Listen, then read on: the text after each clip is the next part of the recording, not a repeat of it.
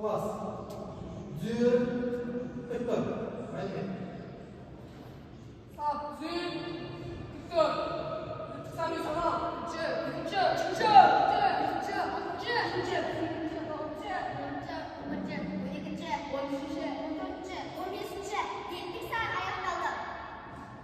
Ortadan atıraldı. Onda sizin şıkkınız benim muhalefet. Bölgenin şıkkınız zamanda 6. postlarına 15 okuş satlar törpüye mərkez tapsın şaman bayılığına. Саламатсыздар ма?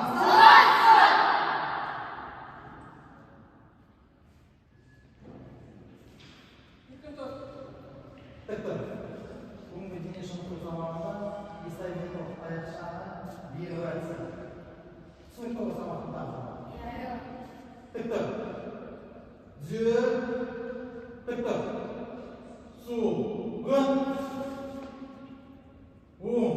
Gın. Ay. Nal. Su. Gın. Orunda alın.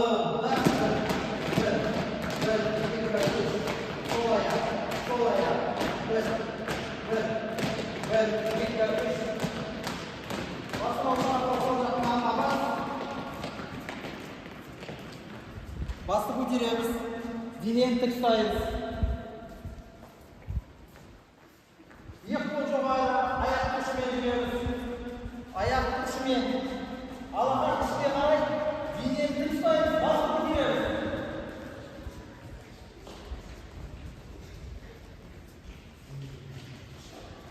Қолды ұстақтап күтпейміз, тік ұстаймыз.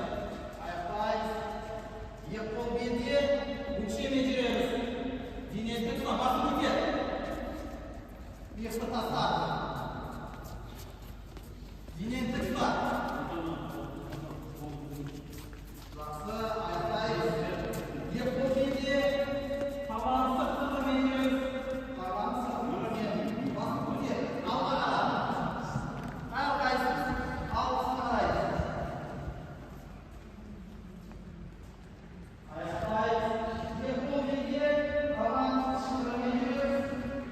Шыңғырымен. Сыртқы қырып көтереміз.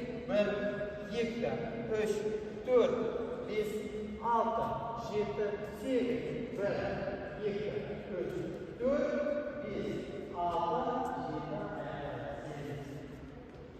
Ayaқты қосамыз, қол тізеде бір төрт санат бойынша тізені оң жаққа айналдырамыз, бесікті сол жаққа. Жастықты оң жаққа басамыз. 1, 2, 3, 4, 5, 6, 7, 8, 1, 2, 3, 4, 5, 6, 7, 8, 1, 2, 3, 4, 5, 6, 7, 8, 1, 2, 3, 4, 5, 6, Молодец, молодец, молодец, молодец, молодец, молодец, молодец, молодец, молодец, молодец,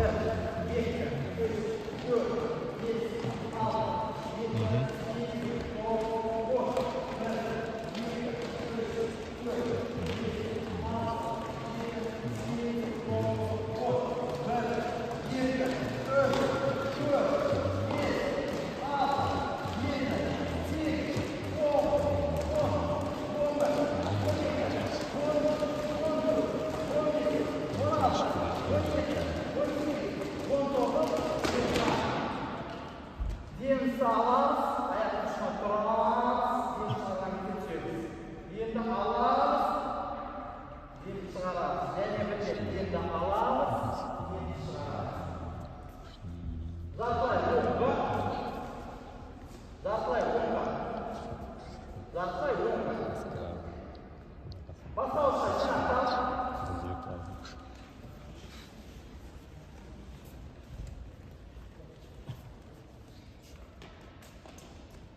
Сол бір. Бүгінгі сабақтың тақырыбы эстафета таяқшаны беру әдісін үйрену. Жалпы эстафета таяқшаны беру екі әдісі бар. Біреуі бірінші әдіс жоғарыдан беру. Жоғарыдан берген кезде қабылдайтын эстафета таяқшаны қабылдайтын бойынша қолды төрт саусақты қосамыз. Үлкен саусақ қапталға және аладан жоғары қарай. Ол жоғарыдан беру әдісі бойынша эстафета таяқшаны жоғарыдан беру. Екінші әдіс ол төменнен беру әдісі. Ал эстафета жарысында төменнен беру әдісін пайдаланамыз. Ол жерде төрт саусақты төменнен екінші артта, төменнен екіге қарай, үлкен саусақ ішке қарай. Міне осындай көрініс табады. Осы екі әдіс қазір бір көрсетеміз. Иә, көресіздер, сосын практика жүзінде жұмыс жасаймыз. Өзі эстафета таяқшаны беретін кезде бір жарым метр аралығында береді. Ойыншымен беретін спортшымен қабылдайтын спортшының арақашықтығы бір жарым метр. Жақындаған кезде артқа жүгіріп эстафета таяқшаны жүгіріп келе жатқан бойынша хоп деген дауыс береді. Хоп деген дауыс берген кезде қабылдайтын спортшы қабылдайтын қолды арттан жібереді. Міне. Хоп! Жіберді. Сол қолға береді. Енді қабылдайтын спортшы қолды бір деңгейде ұстау керек. Қозғалмау керек. Себебі ойыншы бергенде қолға беру керек. Тура. Түсінікті ғой? Иә. Міне. Келе жатырмыз. Хоп! Берді. Қолға. Әрі қарай алып кет. Қабылдайтын ойыншы спортшы тек қолды артқа жібереді. Көз бас алға қарай. Артқа қарамай. Түсінікті ғой? Тек ол дауысты күтеді. Хоп деген дауысты. Келістік па? Түсінікті ғой, иә? Түсінікті. Тұра береді.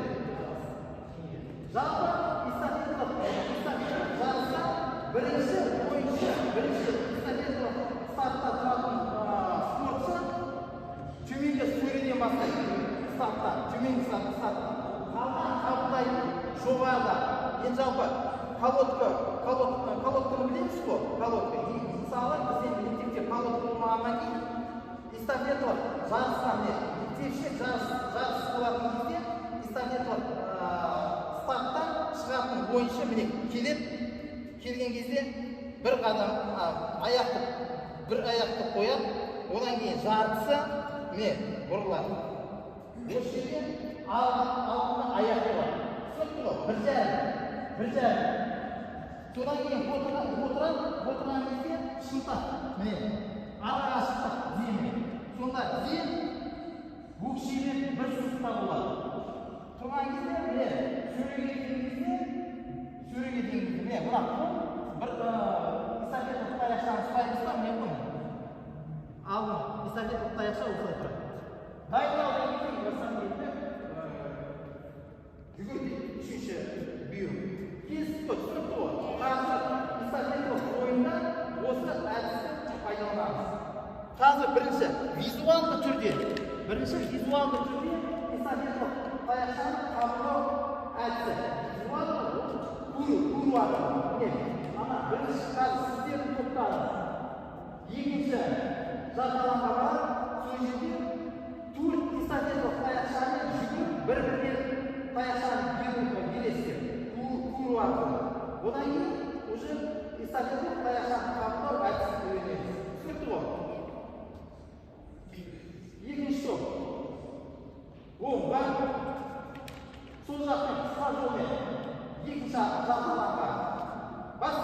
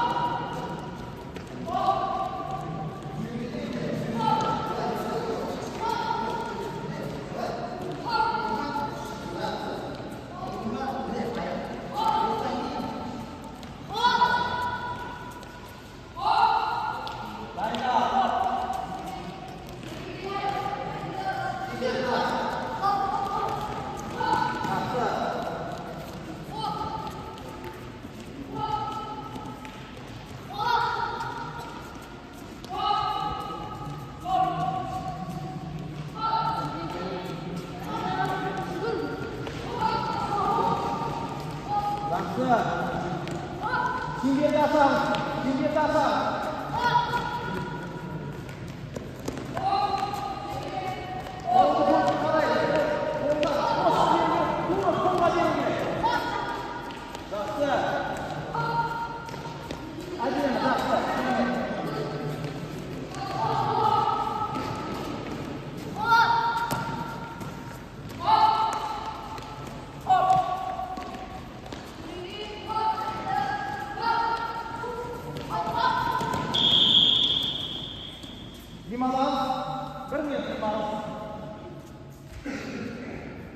Sizler gördüğünüz şişeye de aşık olun da. Çalışmadınız. Şimdiye de aşıklanın say, elbette görmeyin. Sıkılmaz. Gözlerinizde de ıngaylı var.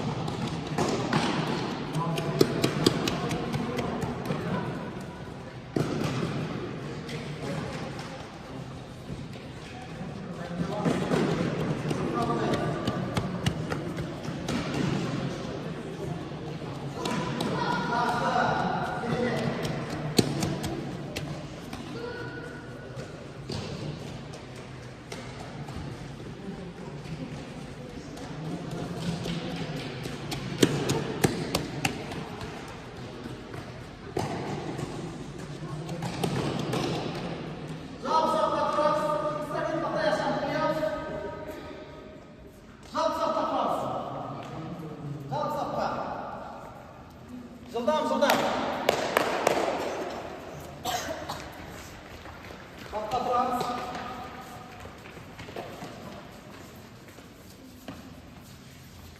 Эстафеталық таяқшыға жарыста жалпы 1-1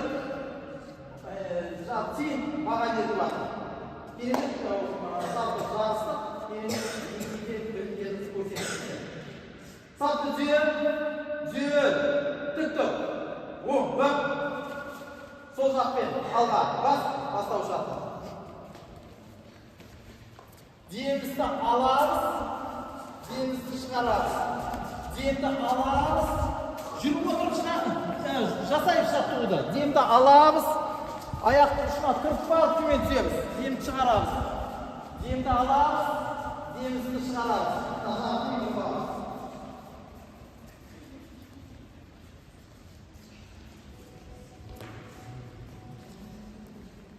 Sol ayak, ver, 2, 3, ver, 2,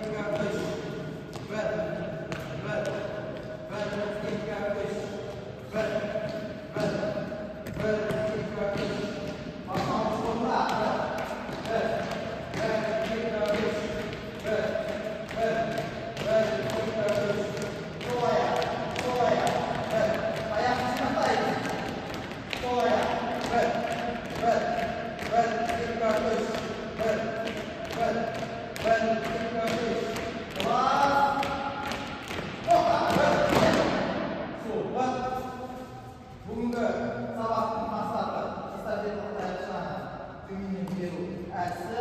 Жалпы жұмыс барысында қиыншылық бар, айтылды. Мына эстафеталық таяқшаны қабылдайтын бойынша хоп деген дауысты естігеннен кейін белгіні естігеннен кейін қолды артқа жіберген кезде бір деңгейде ұстау керек. Бір деңгейде. Кейбір оқушылардың қолы бос. Сондықтан беретін эстафеталық таяқшаны беретін спортшыға қиын болады. Бір деңгейде ұстасаңыздар, тура қолға беріледі. Эстафеталық зонаны білеміз. Эстафеталық таяқшаны төменнен беру әдісін жақсы меңгерді деп есептеймін. Барлықтарыңызға 5 деген баға беремін. Үйге тапсырма жалпы дамыту жаттығуы. Келесі сабақта эстафеталық таяқшаны жоғарыдан қабылдау әдісін үйренеміз. Түсінікті ғой? Өздеріңізге бүгінгі сабақ ұнады ма? Не ұнады? Не үйрендік біз?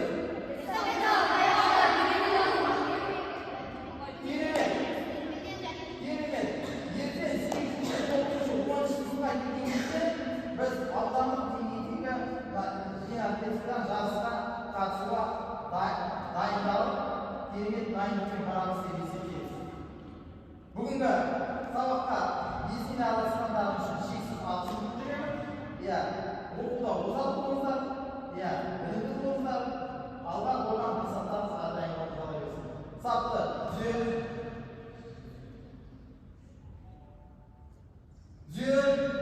тік тұр. Сабақ аяқталса болды. Бастауыш арқылы сол жақпен кейіннен көмекке алмағыз.